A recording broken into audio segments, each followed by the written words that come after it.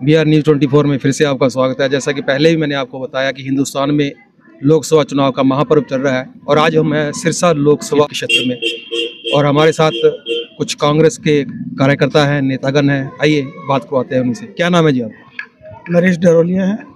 मैं राज्य सचिव हूँ लीगल सेल का, हरियाणा प्रदेश कांग्रेस कमेटी का। मैं जो है पहले तो आपका धन्यवाद करता हूँ कि आपने निष्पक्ष जो लोकसभा चुनाव हो रहे हैं उसमें जो पत्रकारिता की जो भूमिका है, पत्रकारों की जो भूमिका है, जो मीडिया की भूमिका है, बड़ी निष्पक्ष भाव से आप जो करने की प्रयास कर रहे हैं उसमें मैं आपको बधाई देता हूँ। हमारे क्षेत्र की जो कांग्रेस की प्रत्याशी हैं बहन कुमारी शैलजा जी, बड़ी ही कर्मठ, बेदाग, बड़ी मेहनती और हर आम आदमी से जुड़ी हुई प्रत्याशी हैं। ये पहली बार सिरसा में इलेक्शन नहीं लड़ रही हैं। इनके पिताजी भी पहले हमारे 4 बार यहाँ से सांसद रहे हैं, मंत्री रहे हैं। बहन कुमारी शैलजा जी ने भी 2 बार यहाँ से जो है लोगों की जन सेवा की है और कहीं से भी इलेक्शन इन्होंने लड़ा हो, अम्बाला से भी लड़ा, लेकिन सिरसा के क्षेत्र के लोगों के साथ इनका जुड़ाव हमेशा रहा है। आज हालात जो है देश की, आज देश की हालात ऐसी है कि लोकतंत्र को बनाने वाले बाबा साहब ने जो अपने जीवन को पूरा का पूरा जीवन जो है देश के संविधान को बनाने में लगा दिया और उसमें गरीब, मजलूम, दलित हर वर्ग का ध्यान रखकर उसमें प्रावधान दिए। आज ये जो सरकार बीजेपी की, भाजपा सरकार जो पीछे 10 साल से जो पूरे देश के अंदर जो दमन की नीति अपना के बैठी है, गरीबी जो लोगों की, जिसको मिटाने का प्रयास कांग्रेस ने इतने वर्षों से किया और मिटाया भी काफ़ी हद तक, लोगों को बराबर आने का मौका दिया, उस सारे प्रयास को इन्होंने ख़त्म कर दिया और गरीब लोगों के लिए इन्होंने किसी तरह की कोई ऐसी योजना नहीं लाई कि जिससे गरीब अपने स्तर से उठें और अपने जीवन को बेहतर बना सकें। आज अगर युवाओं की तरफ देखें, आज हम अगर युवाओं की तरफ देखें तो युवा जो हैं वो बेरोजगार हो रहे हैं, उनको कोई रोजगार नहीं है। 2 करोड़ नौकरियां देने का वादा किया, कोई नौकरी नहीं है और युवा जो है इतना पढ़ा लिखा होने के बाद एक फ्रस्ट्रेशन की तरफ जा रहा है, जिसकी वजह से वो नशे में या वो किसी बुरी लत में, किसी तरह से वो जो है देश का जो भविष्य है वो बिखर रहा है। वो देश का भविष्य जो है नशे में जा रहा है, उसकी तरफ भी सरकार का कोई ध्यान नहीं है। बिल्कुल आपने सही कहा। 2 करोड़ नौकरियों का वादा किया था, 100 स्मार्ट सिटी का वादा किया था, कोई भी वादा आज तक बीजेपी ने पूरा नहीं किया। और हम सिरसा की बात करें तो सिरसा में 3 कैंडिडेट है प्रमुख। इनेलो पार्टी अपना अस्तित्व बचाने में लगी हुई है और बीजेपी के जो कैंडिडेट हैं कोनीमार, वीडियो काफ़ी आपने देखी होगी, कोनीमार अपने ही नेताओं की छाती में, पेट में कोनियाँ मारा करते थे और पता नहीं क्या प्रलोभन मिला, रातों रात बीजेपी में शामिल होकर ये यहाँ की टिकट ले आए। और बहन कुमारी शैलजा जी हैं, तो दूसरे और तीसरे नंबर की लड़ाई किन में मार रहे हैं आप, बीजेपी, इनेलो? देखिए, आपने भी, आप तो सारे क्षेत्र में घूमते हैं, आपको पता है, हर लोग से मिलते हैं आपको। इनेलो का तो इस वक्त अस्तित्व बचाने की लड़ाई जो चल रही है, तो वो मुझे नहीं लगता कि किसी तरह से वो कहीं इस बात में compete कर पा रही है या कोई उसका लड़ाई का है मुद्दा।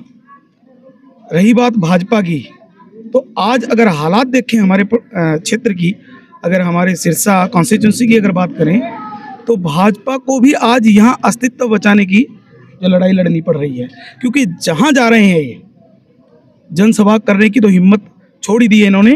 कहीं अगर पब्लिकली कहीं निकलते भी हैं तो इनका इतना विरोध है, इतना लोगों में गुस्सा है, क्योंकि इन्होंने पूरे 10 साल सिर्फ जुमले दिए, लोगों को झूठे वादे, लोगों को गुमराह किया।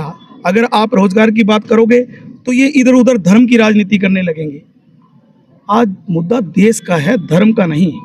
आज अगर भाजपा चाहती है कि हम लोगों को सर्टिफिकेट दें कि वो कौन सा किस धर्म का है, तो ये बीजेपी का ना तो काम है ना वो कर। ये शुरू से ही हिंदू मुस्लिम इन्होंने धर्म की राजनीति की है। मंदिर का इनका कार्ड फेल हो चुका है और मंगलसूत्र, आपकी भैंसें, इस स्तर पे प्रधानमंत्री जी आगे लोग समझ नहीं पा रहे। और बात करें हम बुलडोजर बाबा योगी आदित्यनाथ जी आ रहे हैं सिरसा में, क्या कहना चाहेंगे? देखिए, ये भय का माहौल बनाने की तैयारी है। बीजेपी की एक ही रणनीति रही है चाहे वो जो हमारी जो संवैधानिक संस्थाएं हैं जो स्वतंत्र हुआ करती थी, हमें नहीं लगता आजकल ईडी ये वगैरह ये कहीं स्वतंत्र कार्य कर रही हैं। इससे भी भय क्रिएट करते हैं, भय बनाते हैं और लोगों को अपनी तरफ दबाव की राजनीति से लाने की कोशिश करते हैं। आज सिरसा में भी ऐसा हुआ है। योगी जी का आने का प्रोग्राम है, उससे पहले इन्होंने बुलडोज़र जेसीबी लेकर और भगवान राम के झंडे लगाकर और इन्होंने निकाले हैं बाज़ारों में से, लोगों को दिखाया है कि हम ये कर सकते हैं अगर आपने नहीं वोट दिया तो। ये धमकाने की राजनीति है, ये भय बनाने की राजनीति है, ये गरीबों पे जुल्म ढाने का एक चिन्ह है। मतलब कि हम आ गए तो हम आपके साथ ये करने वाले हैं। तो ये भय की राजनीति यहाँ सिरसा वाले डरने वाले नहीं हैं, क्योंकि बड़े ही कर्मठ और बड़े ही जो है मजबूत लोग हैं यहाँ के। एक बार ठान लेते हैं तो वो वही करते हैं जो उनके दिल में होता है, वो किसी से डरते नहीं हैं। कुमारी शैलजा जी को कितने वोटों से जिता रहे हैं आप? ये हम तो उम्मीद करते हैं कि हरियाणा में नंबर 1 जीत में सबसे ज़्यादा वोटों से इनकी जीत, 3 से 3.5 लाख वोटों से इनकी जीत हम आशा करते हैं ऐसा होगा। और लोगों का रुझान, उत्साह जो है, जो लोगों में उत्साह है, उससे हमारी आशा जो है प्रबल होती है, मजबूत होती है। बहुत बहुत धन्यवाद। हमारे साथ हैं एडवोकेट राखी मौर्य जी। मैडम, क्या कहना चाहेंगे आप? आज बहन कुमारी शैलजा जी का एकता कॉलोनी और संजय कॉलोनी वालों ने बहुत अच्छे तरीके से स्वागत किया। आपने भीड़ देखी है, जैसे इतने लोग आए, सबने अपनी अपनी परेशानियां बताई, जैसे कि मोहल्ले में जो लोग हैं वो किस किस हालातों से गुजर रहे हैं। उनके पास शिक्षा का तो कोई प्रबंध है ही नहीं है, उसके बावजूद भी जो पीने का पानी, महंगाई, मंडी का अनाज मंडी का जो काम था वो भी ख़त्म हो चुका है। उनका रोष इतना ज़्यादा था कि खुद वो बहन कुमारी शैलजा जी को रोक कर अपनी प्रॉब्लम बता रहे थे, जैसे कि आपने देखा ही है।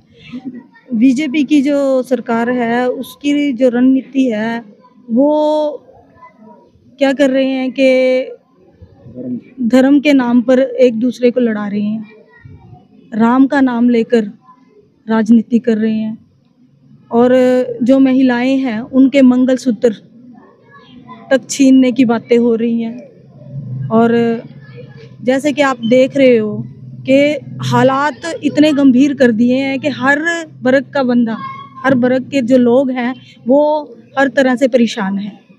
और मुझे पूरा यकीन है कि इस बार जो है बीजेपी नहीं आएगी और कांग्रेस की ही जीत होगी। धन्यवाद।